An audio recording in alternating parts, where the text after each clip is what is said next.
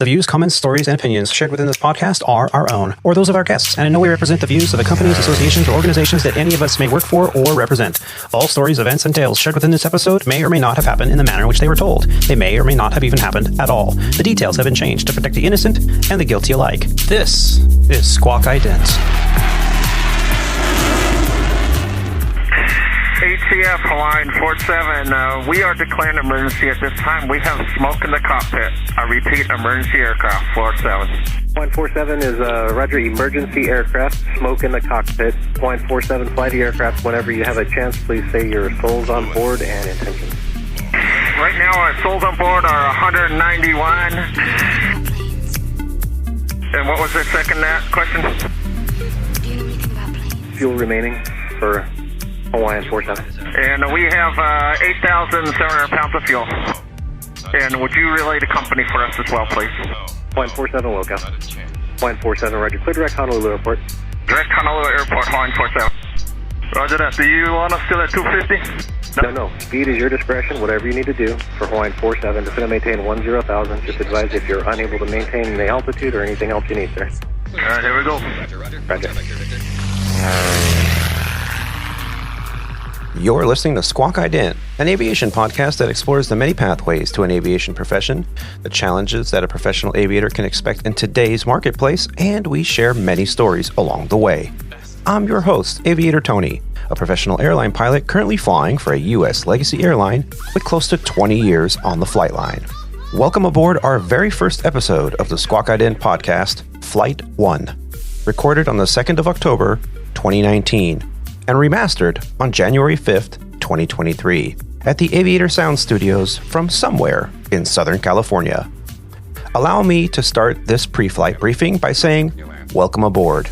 As we prepare to depart on this journey together, let us go over some of the entertainment features of this podcast. On each flight of the Squawk Ident podcast, we will explore the highlights from some of Av8rTony's recent flight sequences at one of the biggest airlines in the world, Legacy Airlines, an alias to my employer, a U.S. mainline carrier. We will discuss what to expect while navigating a career as a professional airline pilot, what events or abnormal operations could possibly happen, and often do transpire. We also discuss how and why pilots' flight schedules often fall apart. From dealing with weather, conflicting personalities in a professional environment, and handling mechanical issues, we dive into all the typical scenarios that airline pilots deal with in day-to-day operations. We will also explore such topics such as how to stay fit and healthy in a segment called On the Run. With a career where most of your time is spent sitting at the controls of an aircraft, staying healthy, disruptions to circadian rhythms, and unhealthy eating habits often become a very difficult challenge to overcome. Since maintaining a first-class FAA medical certificate is a condition of employment for all Part 121 airline pilots in the U.S., staying fit becomes a critical part of a routine for most aviators. Many of us aviators take advantage of the opportunity of being in a different city each day as a chance to exercise outdoors and explore the local attractions. On today's flight, I will explain how I got into running on layovers and how that led to training for and running marathons. Each week, we will explore aviation-related topics and news stories that affect the current aviation career market. I will explain what we professional aviators do, how we do it, and why we do it that way. I often get approached in airport terminals by passengers that ask questions about the airline operation, the aircraft I fly, and the weather, particularly how it affects their flight and arrival time.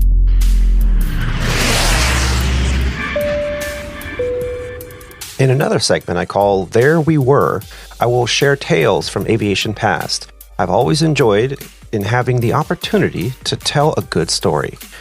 I have family and friends that are not in the aviation profession, and they often ask me to recount some of my experiences out there on the flight line. I also have found that telling stories in the first person makes them all that much better. With that said, as the disclaimer states at the beginning of each episode, all stories, events, and tales shared within this podcast may or may not have happened in the manner in which they were told. They may or may not have even happened at all. The details have been changed to protect the innocent and the guilty alike. We will also discuss what is going on behind the cockpit door. Have you ever wondered what goes on up there? Why have we not taken off yet? Did we just go missed? we will explore what goes on in the flight deck on a typical flight sequence. Since the Squawk Ident podcast is focused on the journey of today's aviator, later on in the season, I will have the honor in speaking with some inspiring aviators that have agreed to share their journeys with us. From Top Gun pilots to airport bums, major bird strike survivors, and members of the 9G Club, we will sit down with some legendary pilots and find out how their journeys in aviation led them to obtaining very fruitful careers. So sit back, relax, and enjoy the rest of the flight. Flight 1 of the Squawk Ident podcast is officially underway. Captain, how soon can you land? I can't tell. You can tell me, I'm a doctor. And ladies and gentlemen, welcome aboard this journey of aviation. The Squawk Ident podcast is something that a friend of mine recently told me, hey, you always have these cool stories about flying. People are interested in that. Why don't you start a podcast? And I thought, no, there's just no way. And I'll explain how I got into starting this podcast a little bit later on this episode. But I just wanted to take this opportunity to introduce to you me, Av8rTony. Who is Av8rTony? Well, I am just a typical suburban kid. Came from a family of immigrants to this country from Italy through Canada and into where we ended up settling in 1979, which was in California, Northern California. And grew up just, typical kid going to school and riding my BMX bike until the streetlights came on and typical Generation X kid, right? Flying was always something that interested me. As a small child growing up, most of the kids we were playing with G.I. Joes and, playing Army and Matchbox cars, Hot Wheel cars, and airplanes, trains, and things like that. Well, aviation always was just something that was magical to me. And my parents were very good. They bought me a lot of models that I was putting together in an effort to exercise more patience in me. I had a lot of energy, and it got me to sit at a desk and actually, meticulously try to put together these models in, 8, 9, 10 years old. And they allowed me to hang these models from fishing line in my room. And it got to the point where I was running out of ceiling space to hang these things. Most of my friends, you'd go to their room and they had posters on the wall. They had posters of, swimsuit models, or they had posters of, rock bands or, Depeche Mode, The Cure, whatever, Metallica, AC/DC, things like that. I had friends, they had posters of Run DMC and Eazy-E, and I had posters of, SR-71, F-14, F-15 aircraft, military aircraft on the walls. I was just enamored with aviation. And, growing up, your parents ask you, what do you want to do when you grow up? And I always said the same thing. I want to be a pilot. I want to be a pilot. I want to fly airplanes. And my parents, having a traditional Italian background, my mom, I could still hear her in my head. My mom, no, that's too dangerous. You cannot be a pilot. You're not that smart, And I love my mother, don't get me wrong, but she just thought it was dangerous. She didn't want her only son, her eldest child, to get into an airplane, especially a military airplane.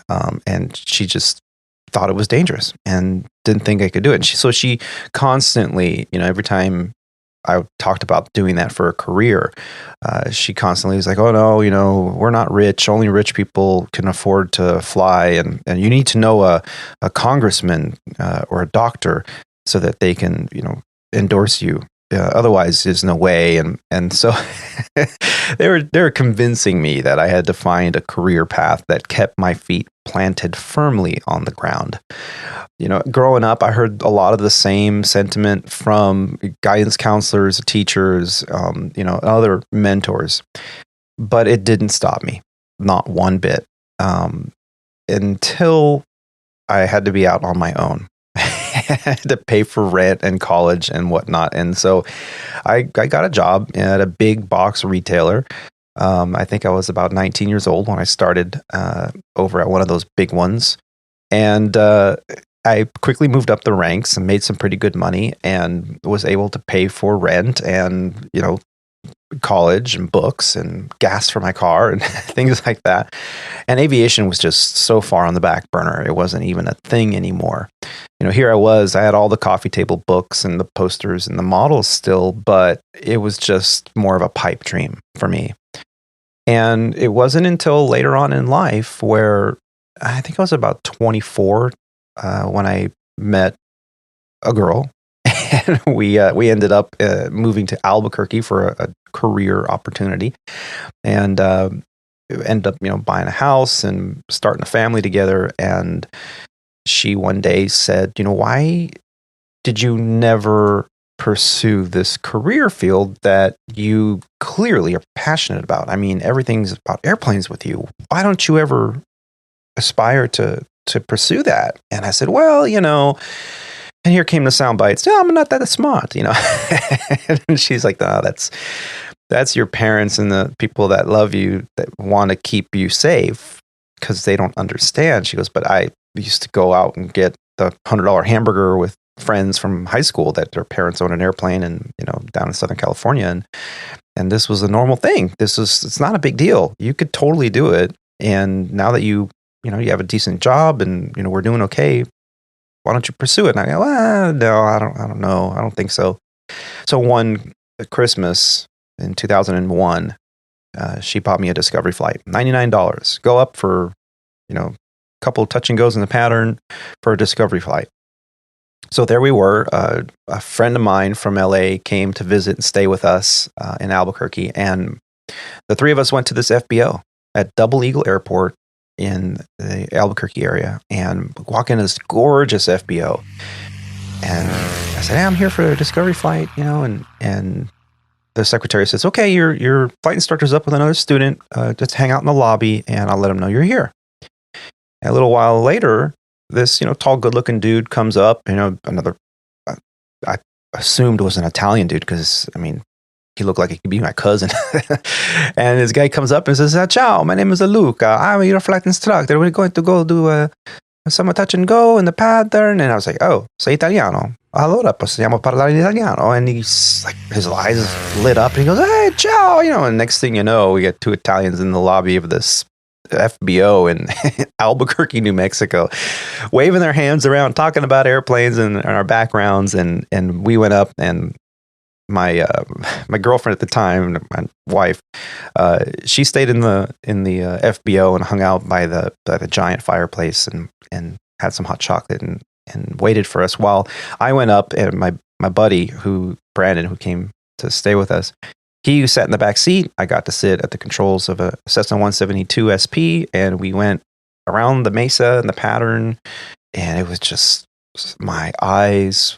I don't think I blinked the whole hour. It was so amazing. And Luca was so informative, and he made it seem so easy. And I just thought, wow, this is really cool. And I'll never forget what he told me. He was like, if you want, let's take some lessons. Not a big deal. Just you pay as you go. And if it's something that you really want to pursue, we can put you on track with this, King School Cessna program. And it's affordable, and you can get your private pilot license, and we'll go from there. And then he said, can you imagine if you change careers and become an airline pilot, you could be flying for a big company, like American or United or something, and you go fly and go from New York to Milan, Italy, and then stay there for 30 hours on a layover and go see your cousins and hang out, and they get paid to do it. And well. And I thought, wow, that's amazing. I couldn't imagine this. And here I was talking to someone who, for all intents and purposes, was a flight instructor building time, so he too could pursue this career. But he was so relatable, at least to me, that he made it seem possible.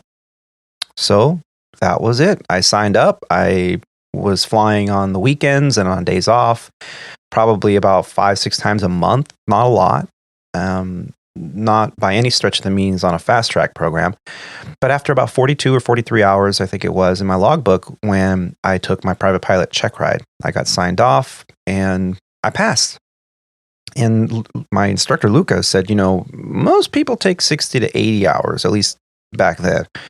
And you got it done really quick. You have a knack for this. Maybe this is something you want to pursue further.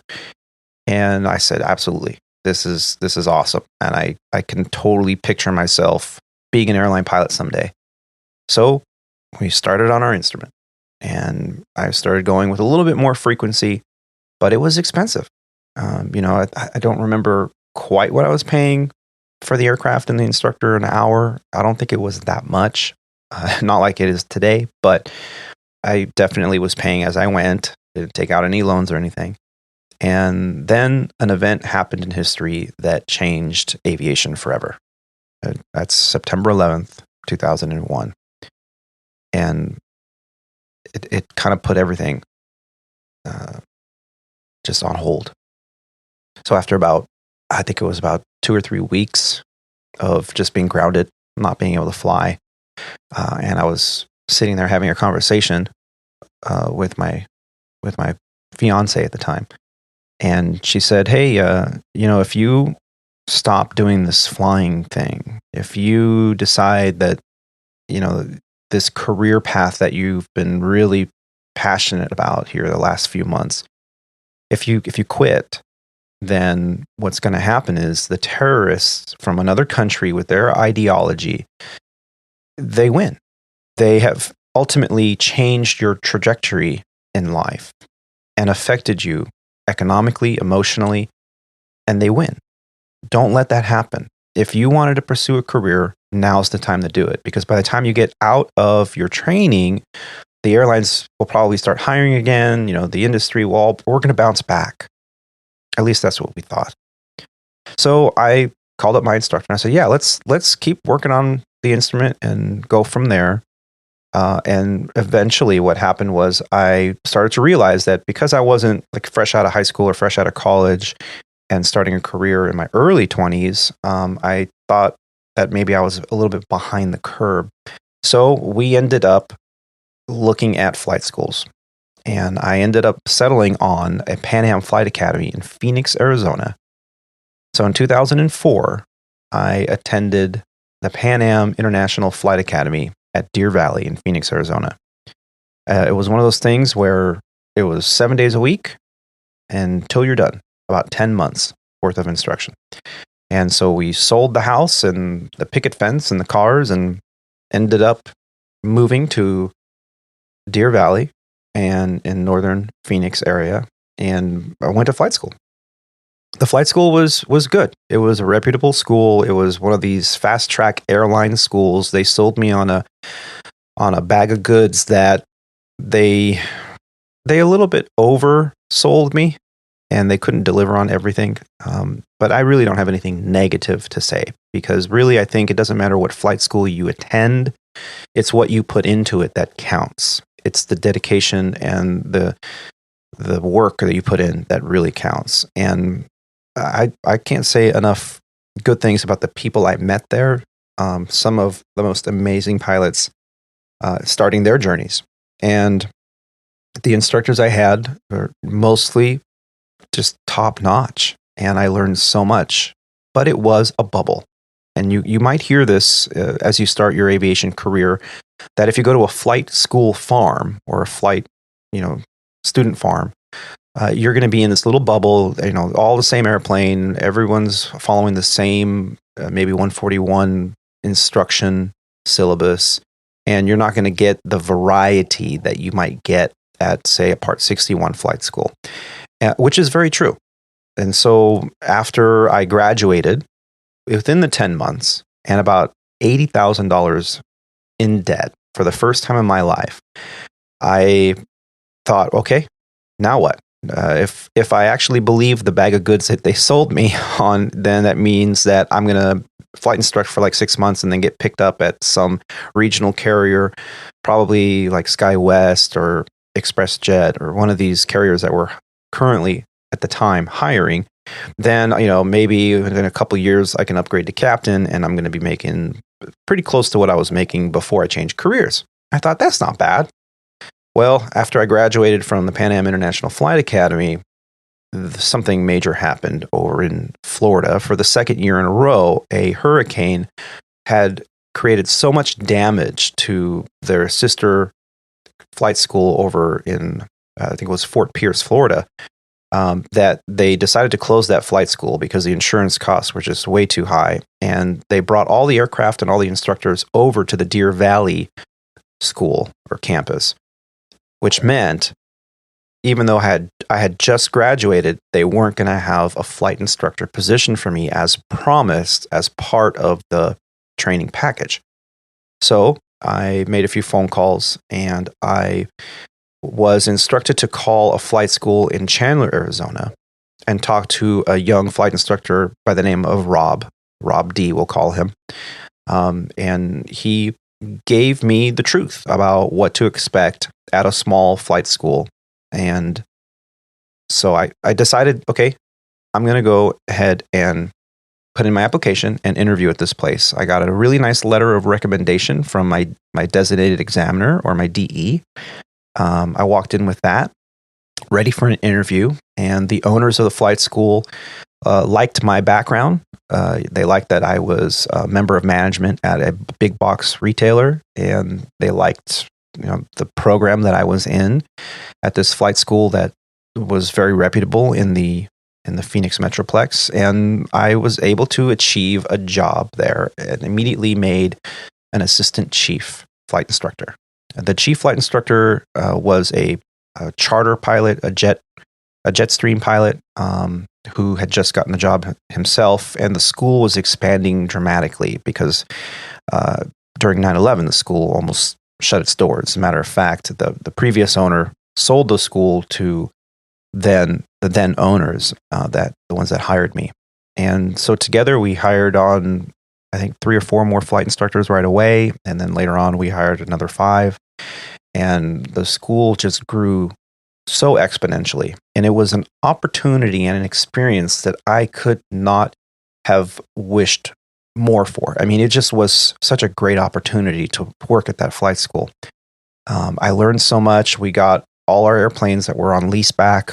We got them on MELs so that if a student was doing a pre-flight and they discovered, say, for example, a landing light was burned out, they could put it in what is an MEL, or minimum equipment list log, for a Cessna 172.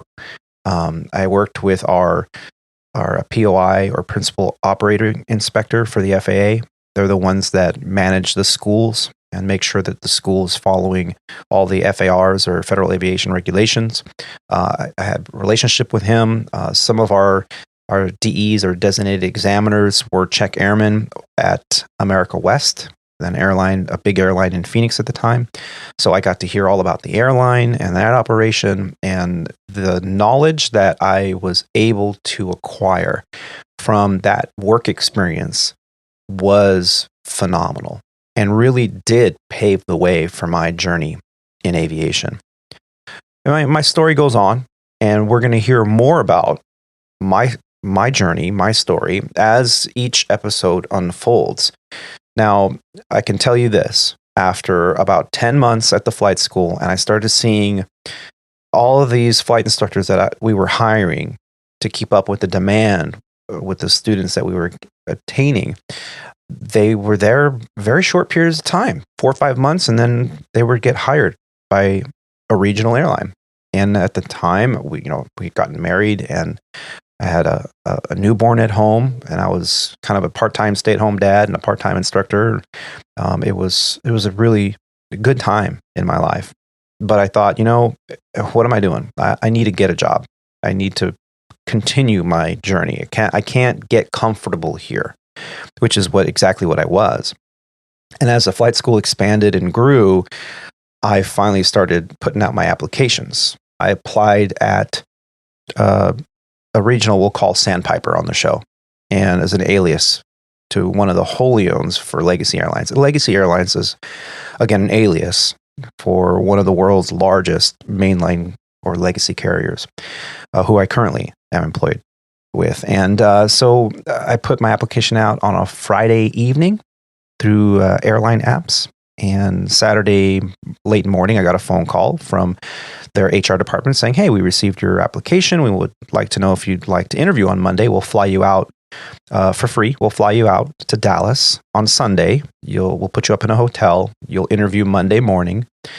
If we invite you to stay another day, you'll stay Tuesday, and we'll put you up again in a hotel. And on Tuesday, you would do a medical examination and a simulator evaluation. And if we like what we see, then we'll work on there. If not, we'll send you back home and thank you for coming in." And I was like, "Yeah, for sure. This is amazing. It's happening so fast."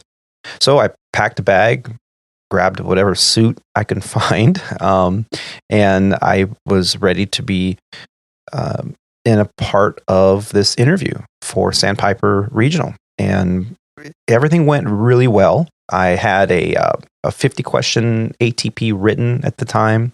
Back then, in 2006, you didn't have to be an ATP certified pilot to get a job at an airline. You just needed a commercial multi-engine rating with a minimum hours. Now, they were traditionally looking for about 1,500 hours a total time with as much multi-engine time as possible. And they had a couple of requirements also on how much PIC time you had, how much night flying you had. And I actually qualified with all those hours. I had been flying so much at the flight school that I had the minimums. What I didn't know is that because I went to a Pan Am Flight Academy, that I could have potentially start putting out my applications as low as 500 hours at the time. One of those details that I missed or wasn't explained to me.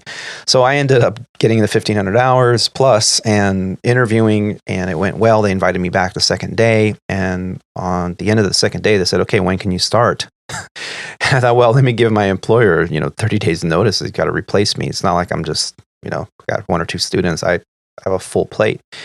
So after that, we decided to take the big plunge and get into this regional airline career, get it started. And that's how I ended up starting my career. It was about 2 years from really when I decided to change careers to the point where I got a job at a regional, which at the time was a huge deal. And it wasn't very popular to not be an instructor for years and years and build time or go fly for like a cargo outfit, flying turboprops around for years until you get the experience. I actually was very fortunate to get on and get this journey started very quickly. I'm going to talk more about how I ended up at Legacy, how we started this podcast, and a typical airline trip sequence right after the break.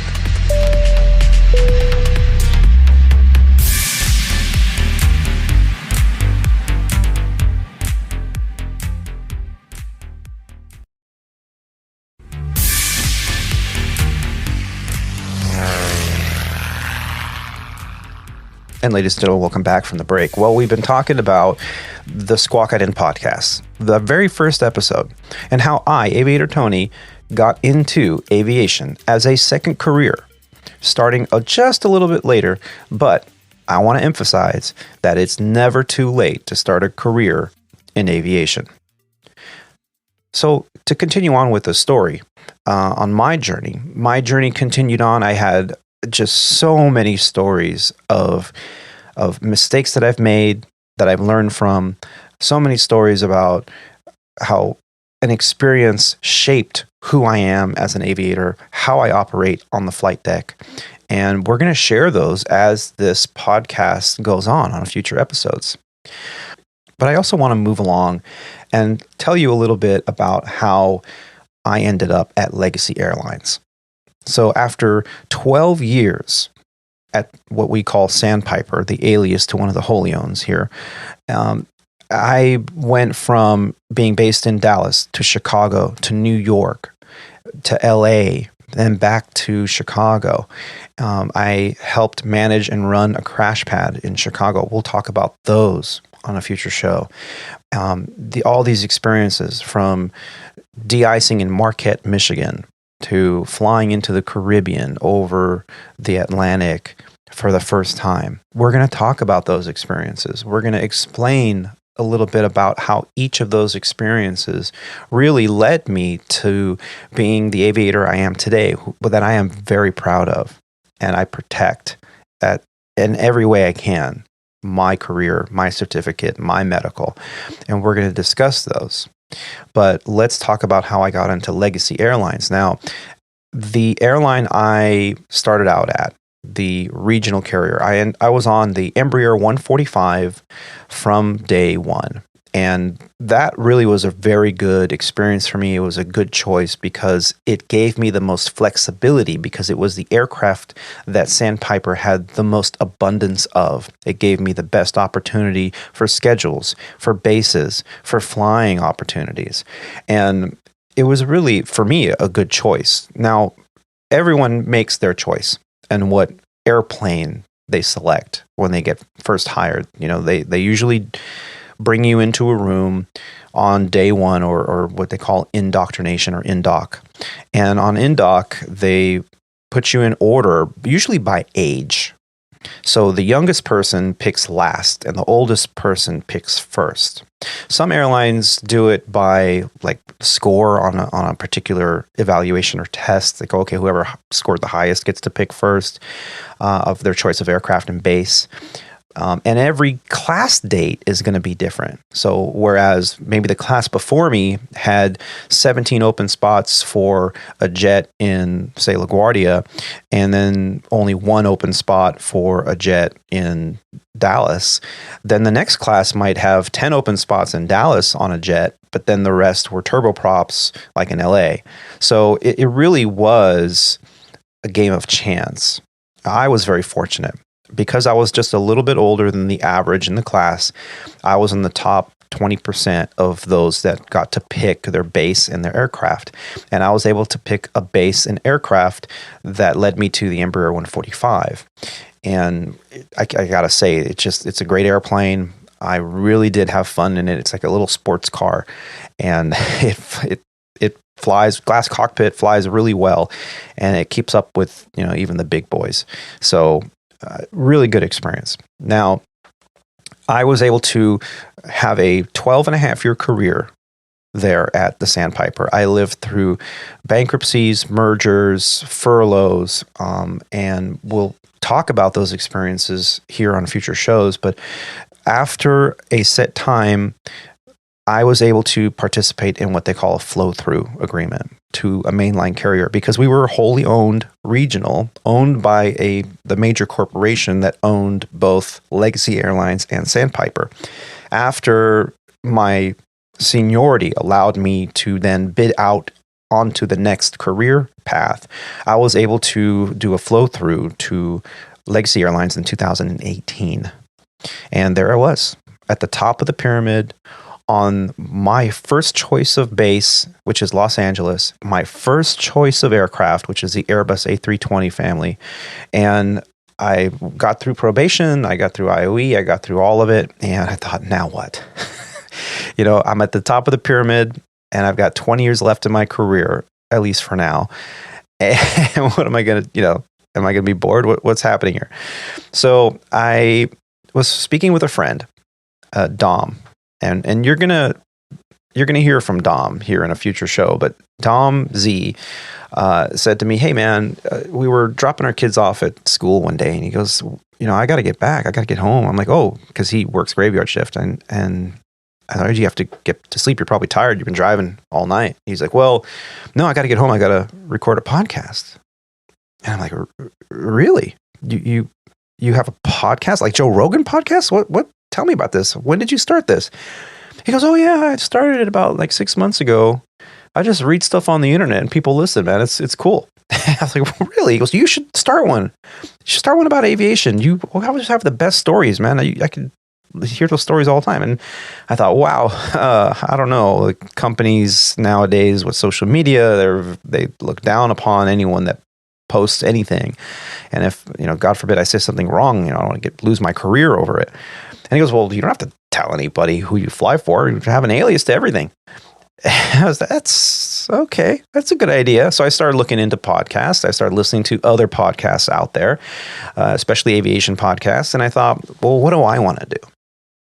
So we sat down, and I sat down with my wife, and I said, do you think this is a good idea? And she said, you remember when I bought you that Discovery flight and you were hesitant because you thought you weren't good enough or it was too expensive or any of the other excuses that you've been sold your entire life? I said, yeah. She goes, and how did that turn out? I'm like, well, crap, man. I'm proud of who I am and the career I have. And I think I'm a pretty damn good pilot too, And she goes, well, if you want to start a podcast, I will support you in the same manner that I supported you with aviation.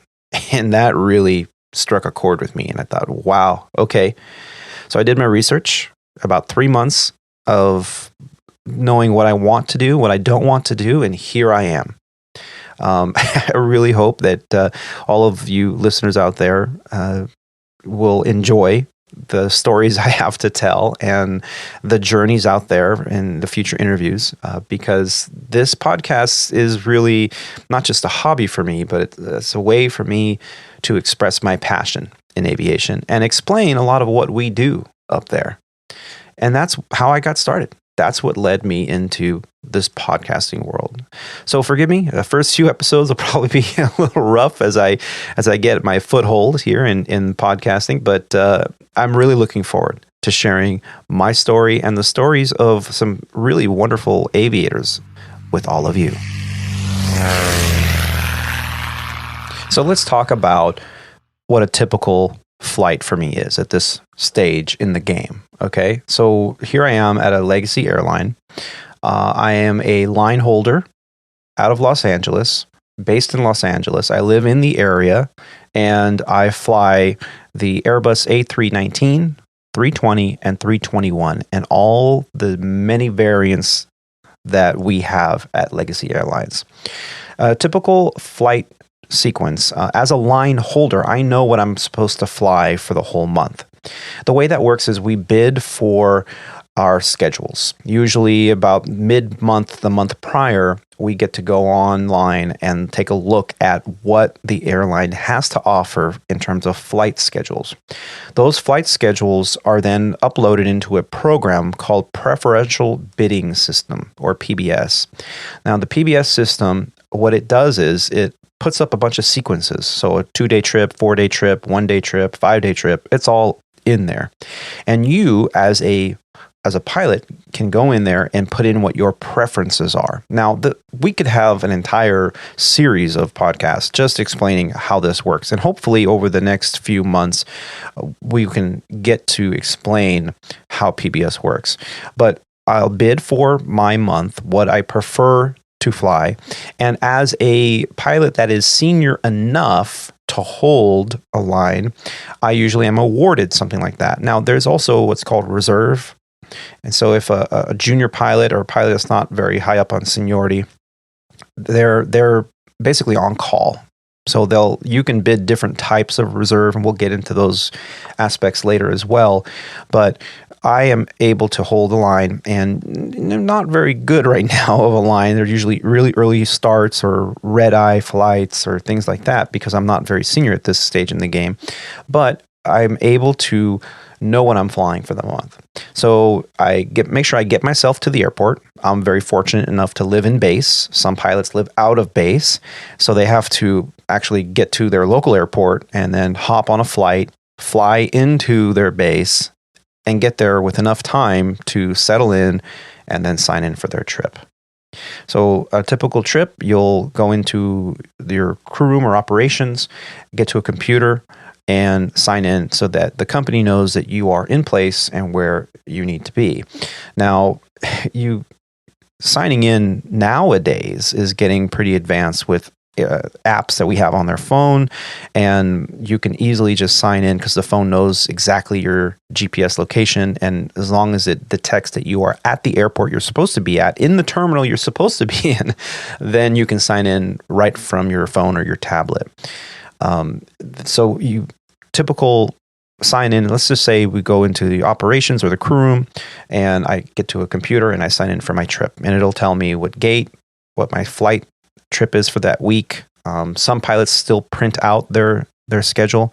I just have everything on my phone in the company provided app, and so it's all there. Sometimes I take a screenshot of it, which I highly recommend. If you could do a screenshot of your schedule before it starts, because as it changes throughout your week, you might need proof that you were originally flying something else that might have been worth more money or more scheduled time, and then you might get reassigned, or weather cancellations, mechanical cancellations, reassignments, and at the end of it, you want to make sure that you are collecting the pay that you were guaranteed through your contract.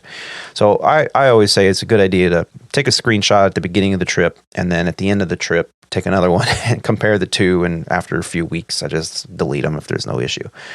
So you go into the crew room, and usually you see familiar faces down there. You check your mailbox, you pull out your tablet or your EFB, which is electronic flight bag. I actually am from a generation that we actually had these books, these binders of charts. We used Jeppesen as the company that had our charts. And so at the beginning of your trip, you would have to go into the crew room, look in your mailbox, and if there was an update, which I think every other Friday was an update, you pulled out a little manila envelope and you had a bunch of charts in there. And you had to sit down at a desk and pull out your JEP charts and update your manuals. There are company manuals too that got updated, so you had to update those. And you were required to carry around this kit bag, this usually leather or ballistic nylon bag, looked like kind of a doctor's bag. And in there was 20 to 40 pounds worth of charts, depending on if you were an international pilot or not. And these charts had to be updated, and then you would pull out only the charts that were going to be needed for your particular trip that week. And you'd put them in a separate little binder so that on the flight deck, you could just pull out the small binder with your trip, what they call it a trip book, and then all the other binders that had every other airport in the country or in the world, depending on what you're flying. Those stayed in the bottom of your kit bag. And that's why those things were so heavy. A lot of pilots had hurt backs trying to flip those kit bags over their lap and into the kit bag holder on the flight deck, by the way. And that's the typical signing in for a trip. Grab a cup of coffee down there. You might see a familiar face, might have a conversation. Oh, where are you off to this week? Oh, I'm going here and here. Oh, okay. How's the weather? So that's another thing. You can check the weather for your flight. So whether you're a private pilot, working on your ratings, checking the weather for your lesson to make sure that everything is good, it's safe. The practice area, are there any NOTAMs or notices to air missions, as they're going to call them here soon, notices to airmen? Is there anything that I need to know about? So you do your pre-flight, right? And then you get to the airplane. Usually you get to the gate, and the gate agent will grant you access down the jet bridge once the airplane is there, and they've deplaned it, they've catered it, they've cleaned it. Now you get to go down there as a working crew member, and you get your nest set up in the flight deck or in the cockpit. You get your bag in there, you get everything set up, and you collect the information you need. You do go do a pre-flight walk around, very important before every flight, and then that's it. You get back in the airplane, everything looks okay. You check the paperwork, you check the flight plan, you upload all the GPS, the flight management system, or the FMS. You get everything updated. You introduce yourself to the other pilot. In my case, the captain. Hi, how are you? Very, very, very important to be personable, to be kind, to be communicative. When you first meet the pilot you're going to fly with, probably for 4 days. So, we get there about 45 minutes to an hour prior to the flight. You introduce yourself, and you might ask the other pilot a couple of questions. Are you commuting in? Where are you coming in from? Do you live close? How long have you been flying? Or what were you flying before this? Things like that. And to kind of break the ice. And that's really important, especially in this career. So that's how we get started. And once we are underway, we're all boarded up. That's it. We're following standard operating procedures, and we fly together. Everybody knows their role: pilot flying, pilot monitoring, captain, first officer, flight attendants, number 1 flight attendant versus the number 4 or 5 flight attendant. Their roles. Everyone knows their roles. So it's really like a well-oiled machine. And then you have to know your roles when something abnormal happens. And it's the typical, saying is anything that can go wrong will go wrong on the go home leg or the last leg of the sequence. So we'll talk about that here as well as this podcast goes on.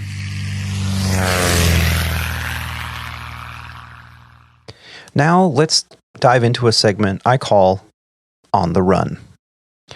So as I mentioned in the opener, that fitness is important for aviators, especially in the airline pilot world, because your job is relatively sedentary. You're sitting behind the controls of an aircraft. You're really not getting much exercise. Granted, yes, you're walking around airports and to the curb and whatnot, but generally speaking, it's a very sedentary job. And when you're struggling to find decent food and maybe the only thing that you have available to you is fast food at the airport, which is exorbitantly priced because you're a captive audience, your eating habits could also diminish significantly with this career.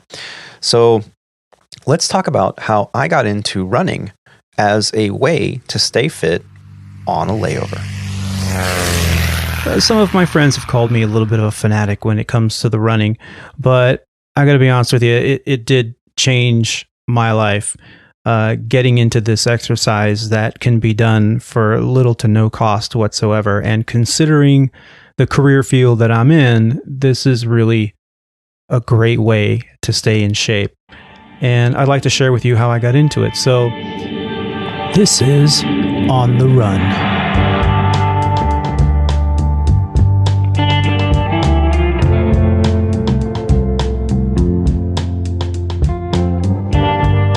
Found myself, tacking on some pounds. College adds a bit, and you get into a relationship that adds a bit.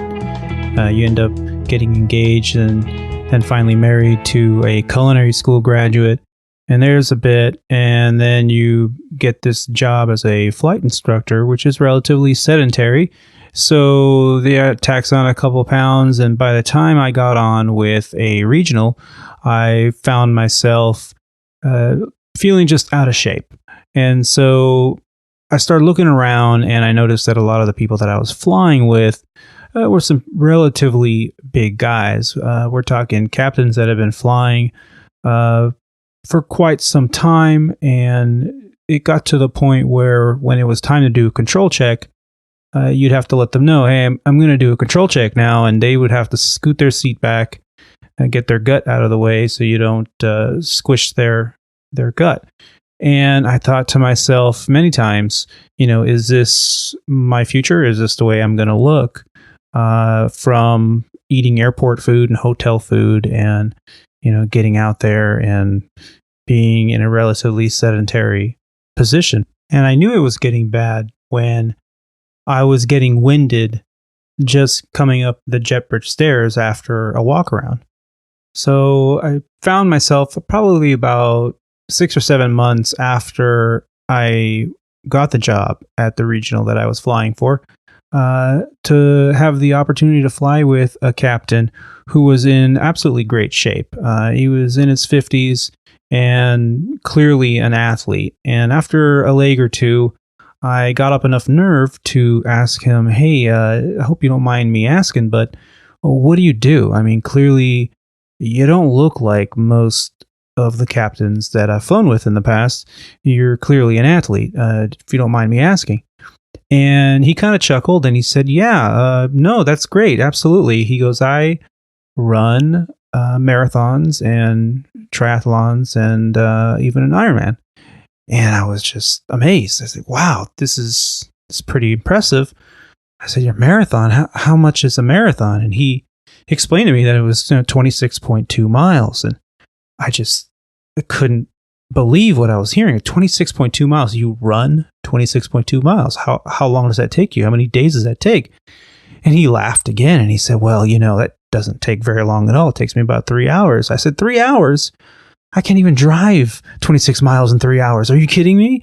And he chuckled. And so we got to talking about running and how he got into running. And he explained to me that, he was not unlike me in his 20s and early 30s, and that he was kind of out of shape. And a lot of his friends that were runners were trying to get him to run an event. And he kept, writing it off. Are you kidding? He used to chuckle.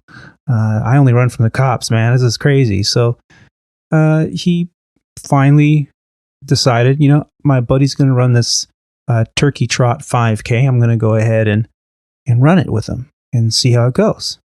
And he said he absolutely fell in love with it. And he said to me, look, you look like you're in pretty good shape. You probably were an athlete, right? And I said, yeah, in high school when I was young, sure. And he says, well, I tell you what, he goes, you can go down this road that you've seen countless people do, where you fly the airplane, you get to the hotel, and you meet up with your crew and go out and get fried food and chicken wings and a couple beers here and there. And next thing you know, you're going to just gain the circumference around your waist. And that's fine if that's the life you want to live. He goes, but I want to be around for a long time, and I needed a hobby to keep me occupied, especially on an overnight. He says, so I just signed up for this 5K with my friend, and he told me that it's a great opportunity. He said, listen, when you cross that finish line, after you sign up for an event, you're going to pay $40, $50, $60 for this event. So that's going to force you to get out there and run and train because you just spent money on something. So, you go, you train, you read up a little bit about it, and next thing you know, it's race day. And so you're there, you're going to find family and friends coming out to help you out, to support you. And you're going to just have this great feeling. And when you cross that finish line, at that point on your first event, you're going to know. You're either going to love it or you're going to hate it. If you hate it, you'll probably never run again, and you'll just think it's crazy. But if you love it, the endorphin rush that you're going to get, the adrenaline that's going to be pumping, he says it'll change your life, and think about it. So you fly, you're sitting down all day long, which is not good, especially we're just not meant to sit for that long. And you get to the hotel, and what's the first thing you're going to do? You could turn on the TV and watch movies on HBO that you've probably seen a dozen times before, or you can not turn the TV on. You strap on some running shoes, put some tunes in your iPod or what have you, and go for a run. He said if you get tired, you stop and you walk. And if you are feeling good, you keep going. If you get lost, you got your phone. You can call the hotel. They can pick you up if you get hurt. He said it is a great way to stay in shape. And you're going to see that once you start running some distance with some regularity, that you're going to need a little bit less coffee. You're going to need a little bit less sleep. You're going to feel better throughout the day, more energy. And your mind is just going to be a little sharper. And it's because you're getting this regular exercise. It's kind of like a Zen movement. And I really was so interested in it, and I was asking him so many questions. He finally said, listen, we're doing a Cincinnati overnight tonight. He said, I love Cincinnati overnight because you can run along the river. They've got a great running trail. Why don't you come with me? And I said, well, I haven't run for much in years. I'm out of shape. I don't want to hold you back. And he said, no, not at all. He said, I love running with new people, new runners. He said, that's fine. He goes, we'll run together. I'll stay with you at your pace for a mile. And then after that, I'll just keep going. If you want to turn around and walk back to the hotel, that's great. He said, just go as far as you can that you feel comfortable with without getting hurt. And when you get tired, turn around, walk back to the hotel. He said, I'll text you when I get back. We'll go get dinner. So there I was. I threw on some old shoes and shorts that I had with me, and we went for this run together. And he's sitting there the whole time while we're running and talking about this and that. And I'm just sitting here trying to keep my breathing under control and trying to keep up and working through it all. And after about a mile, like he said, he took off, and I turned around, started walking and jogging back to the hotel. By the time I got back to the hotel, here he was right behind me. And he said, "Oh, you did great. You did great." I said, "Oh, no, He says, "No, really, you absolutely did great. You probably ran, about 2 miles, you think?" And he goes, "Well, yeah, I just walked back." I'm like, "Well, how many miles did you run?" And he said, "I ran 7. 7? I mean, you were gone the same amount of time as I was, and you ran 7 miles?" He goes, Yeah. Once you get out, get your pace going, you'll be great." So it really affected me. Here's this guy, a good, 15 years older than I am, and he's in such great shape and running healthy. And then afterwards, we went out, grabbed some dinner, and it just felt good. So I thought, if he can do it, I can do it. I've got a little bit of a competitive side. So I right away went home and ordered a couple books on Amazon about running and how to train for a half marathon. I thought, well, if I'm going to do this, I'm going to do something relatively big. So within a few weeks, I signed up for a half marathon in my local neighborhood, and I ended up running a pretty good race here in the area. And I ended up doing the 13.1 miles of the half marathon after training for about 4 to 5 months on overnights and at home. And I did relatively well. But the feeling I got crossing that finish line, watching my daughter, who was relatively young at the time, sit there and cheering for her dad, and have strangers pat me on the back saying, good job, good pace. And then having a medal put around your neck. Every participant gets a medal when you run a race. But just having that medal, I actually broke down and cried about how proud I was of not only myself, of the accomplishment that I did, but with all the adrenaline, all the endorphins, and all the pride I had in my family being there, supporting me, being proud of me. It was overwhelming. And it got me hooked. No different than how my first flight in that Cessna 172 got me hooked on flying. So I made it a pact to run at least one event a year and do my best to keep up my running throughout my overnights. So in this career field now, I've been flying for a multitude of airlines here. I've always made it a point to do my best to see the cities I'm in, to find the small mom and pop restaurants that pop up near the hotel here, and I also run. And it is an absolute privilege to be able to say that I get to run in Kona, or I get to run in New York, or wherever I may be, in Boston. So great way to keep up your physical activity.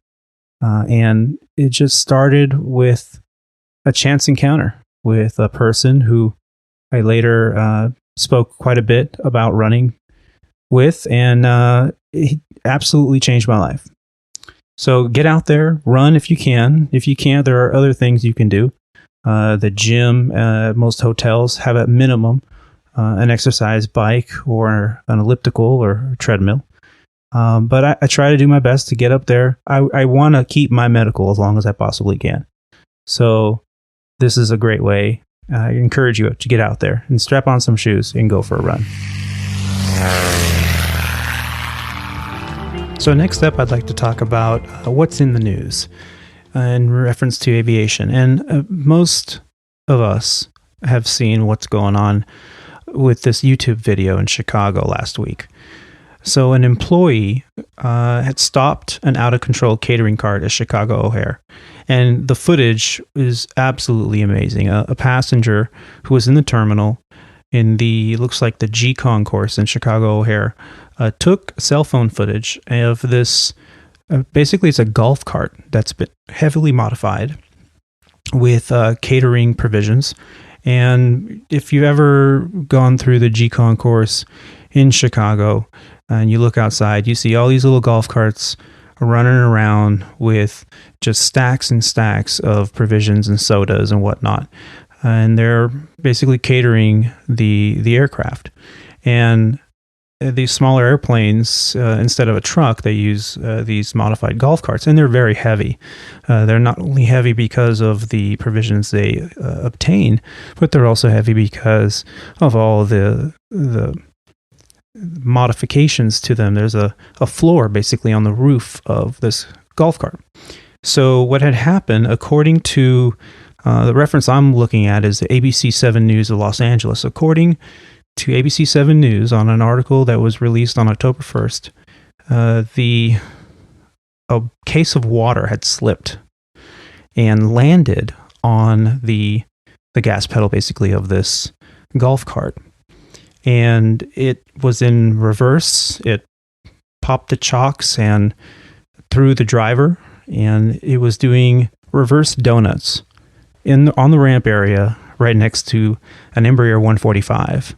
And as it was turning, you could see these employees gathering to try to figure out how they're going to stop this very dangerous situation.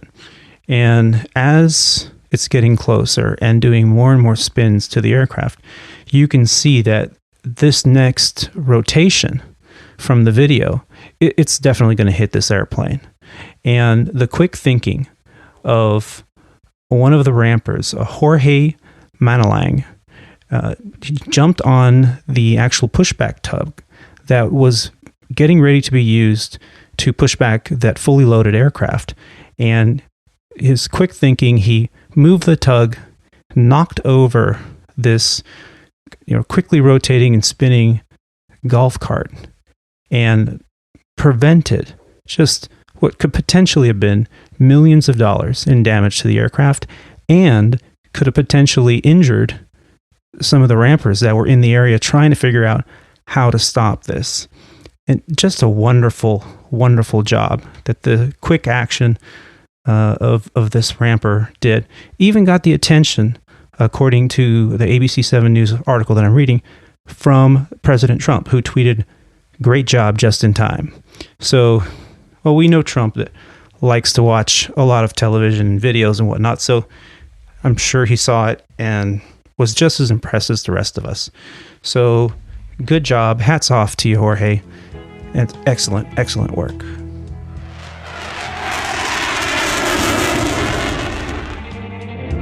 So, a lot of times, as I mentioned earlier, passengers will pull me aside in the airport and ask me about what's going on the other side of the cockpit door. For one reason or another, there's a lot of curiosity out there. And because there is not that much information on the complexity of our job for the typical passenger. So I wanted to talk to you today about one thing. You've noticed when you're taxiing out to the runway and all of a sudden the aircraft seems to go off the beaten path a little bit, come to a stop, and it just sits there, and you can see other aircraft passing on other taxiways or adjacent taxiways towards the active runway. And you think, well, what's going on? Well, that situation happened to us just last week in Charlotte. So we were flying from Charlotte to Boston in the evening, and the routing looked good. There was a little bit of thunderstorm activity about halfway point on our flight plan, and it looked like we were going to be able to pick through it, but the airway that we were cleared on was shut down by ATC because of the weather. It looks like enough airplanes were diverting far enough away from that airway that the FAA finally said, okay, let's just shut it down. I should say ATC said they should shut it down. So as we were taxiing out, they had us park in an area that was kind of out of the way and write down our new clearance. So it gets a little busy up there in the cockpit. So we're writing down clearances we're sending those clearances to our dispatcher via the flight management computer, which has the communication abilities to send messages to our dispatch at Legacy Airlines. And so they're calculating, do we have the fuel for this? What's the difference in the winds in that area and the weather? And meanwhile, we're plugging all that information into our flight data computers in the cockpit. We're also pulling up weather charts on our electronic flight bags that have Wi-Fi connection that is allowed for certain things like weather apps and charts and things like that.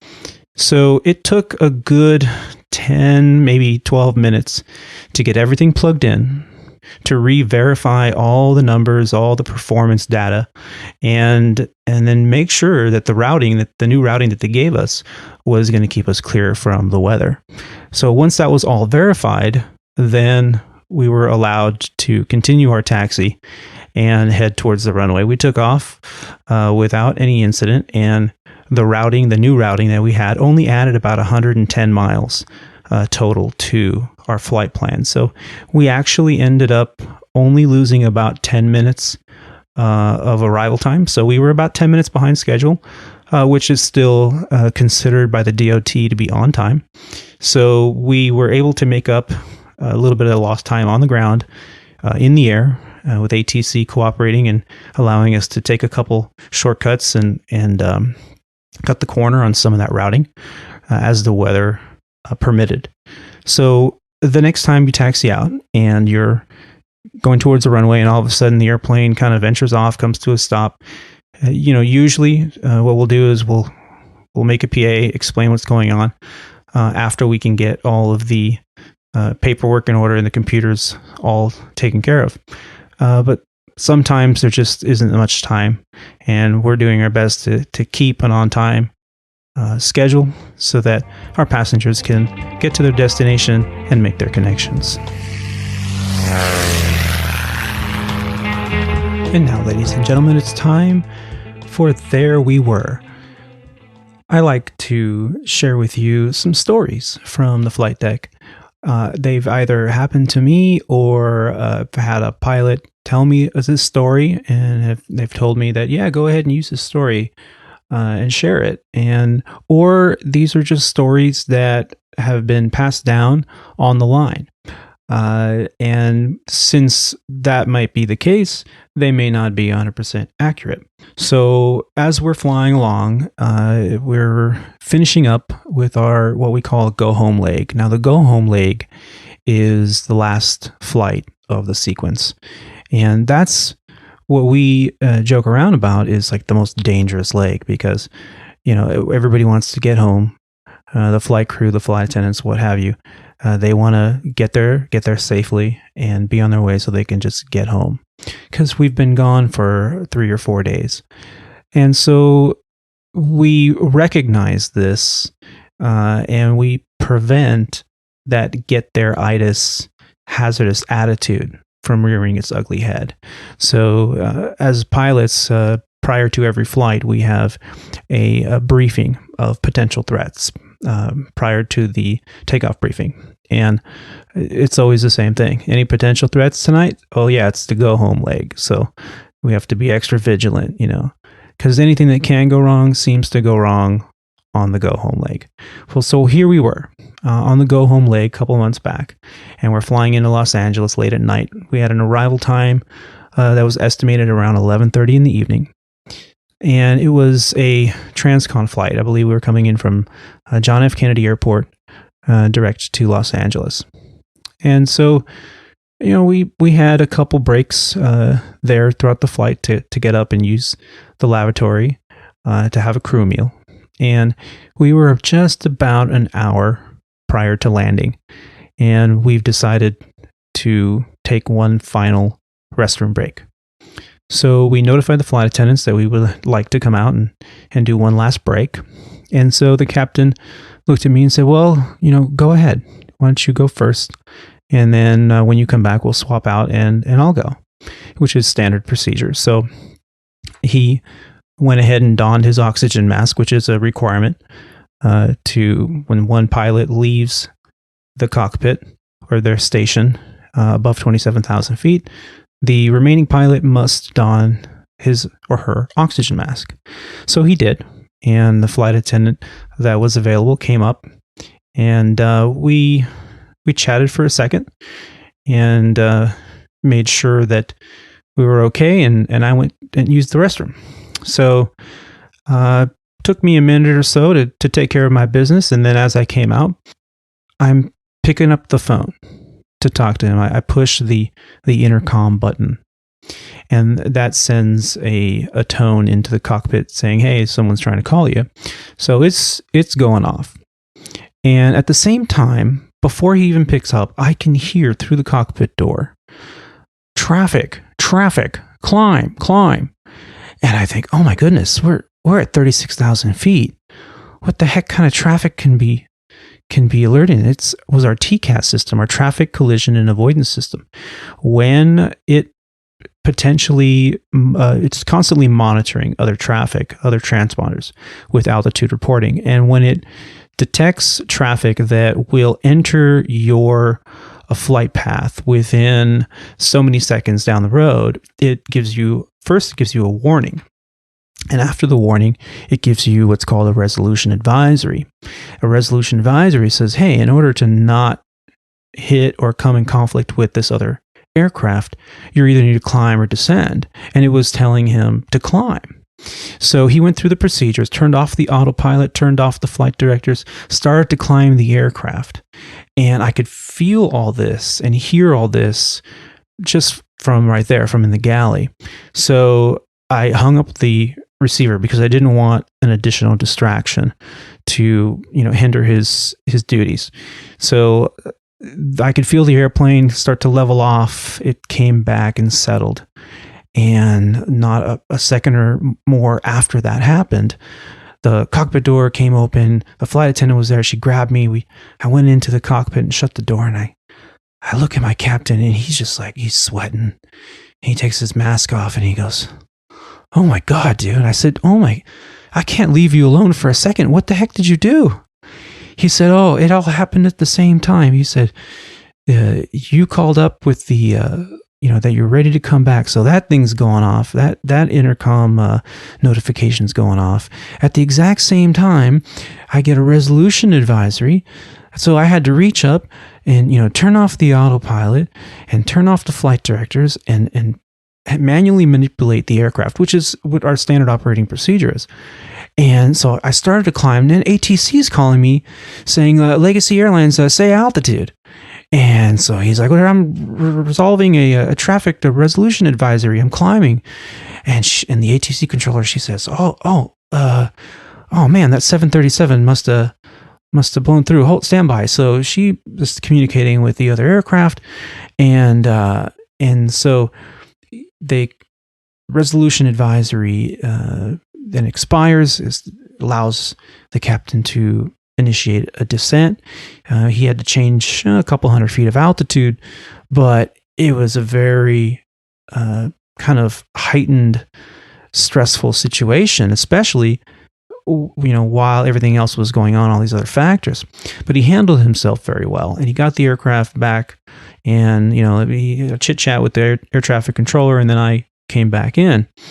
And so he's still kind of stunned, and we sat there for a little while just talking about it, making sure that we were all okay, and it was not really a major deal, but it was definitely startling for everyone involved.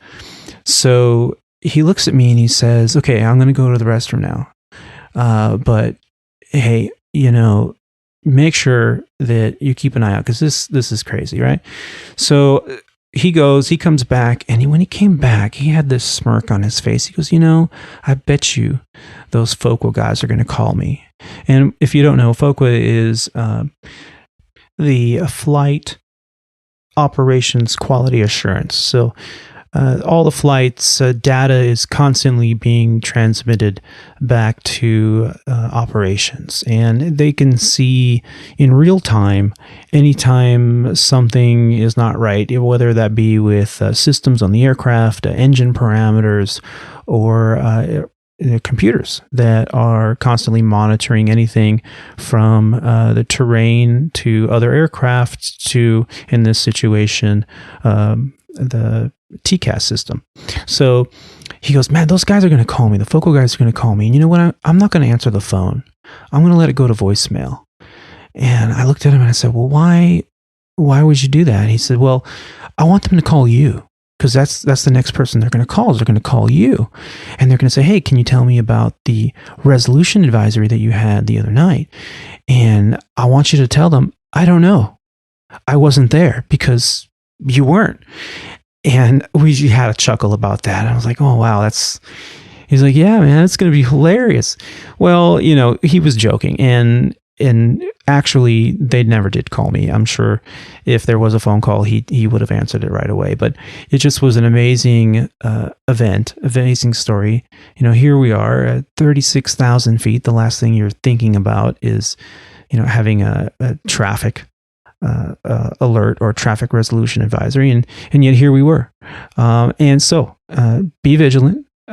For all you aviators out there, it doesn't matter if you're in a congested area in a Class Bravo airspace, or you're in RVSM, where that's the last thing you're going to think of having another aircraft in your path. So it all worked out, and it was a positive event at the end. We even had a chuckle about the FOCA guys. They do a great job. I don't want to diminish their work and their constant monitoring of the aircraft to make sure that we are operating in the safest possible way. So, great story.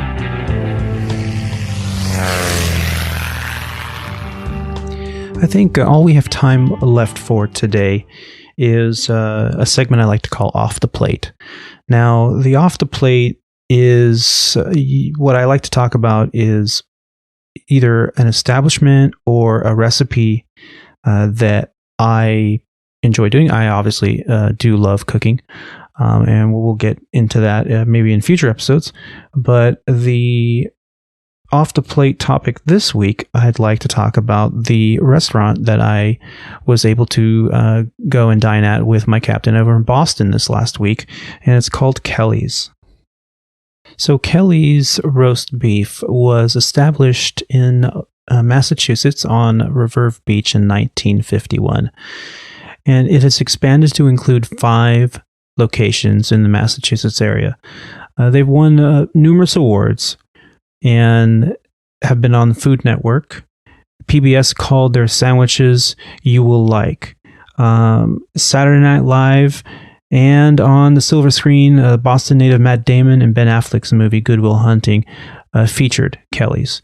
It was a great place. I didn't go to the Kelly's that was the original. I ended up going to a different one, the one over in Medford, actually. And, it's close to our layover hotel. It's a walking distance. And, the lobster roll is the plate I traditionally get there. They do have I think it's called a steak and surf or a surf and turf sandwich plate. And that one was a roast beef sandwich with some lobster roll or lobster roll. It absolutely great. Absolutely great. This week I ended up having fried scallops with fried clams over a bed of French fries. And it was definitely a cheat day for me. Not the type of heavy meal I usually have on an overnight. I usually try to keep it conservative. I did skip my run that day. So, it was definitely a choice to go with something that I don't normally get. But it was delicious. It was fresh. And it was a good choice. So if you're in the Boston area in Medford, highly recommend Kelly's. It's a great place to hang out and get a decent meal. And ladies and gentlemen, that wraps up episode 1 or flight 1 of the Squawk Ident podcast. I just want to say a big special thank you to Dom Z for the inspiration and the support to start this podcast. We hope that you enjoyed listening to our flight today. If so, please pay it forward by sharing this podcast with your friends and family. Make sure to subscribe and follow the Squawk Ident podcast on whatever podcast platform you're following on. We also love receiving listener feedback. You can send it to us via an email or even an audio feedback to our website at www.aviatortony.com. That's Alpha, Victor, the number 8, Romeo, Tango, Oscar, November, Yankee.com. Facebook, YouTube, and Instagram users can also find us under Squawk Ident Podcast. And one final thank you to all of you for taking the time to listen to this grateful aviator. Keep the dirty side down out there, be safe, and take care of each other.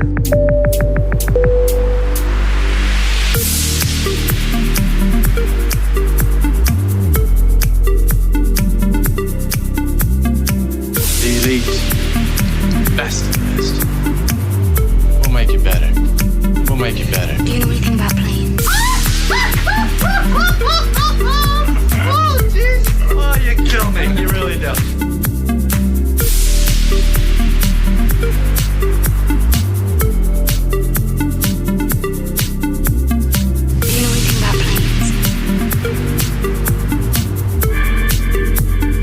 Captain, how soon can you land? I can't tell. You can tell me I'm a doctor. No, I mean, I'm just not sure. Do you know anything about planes?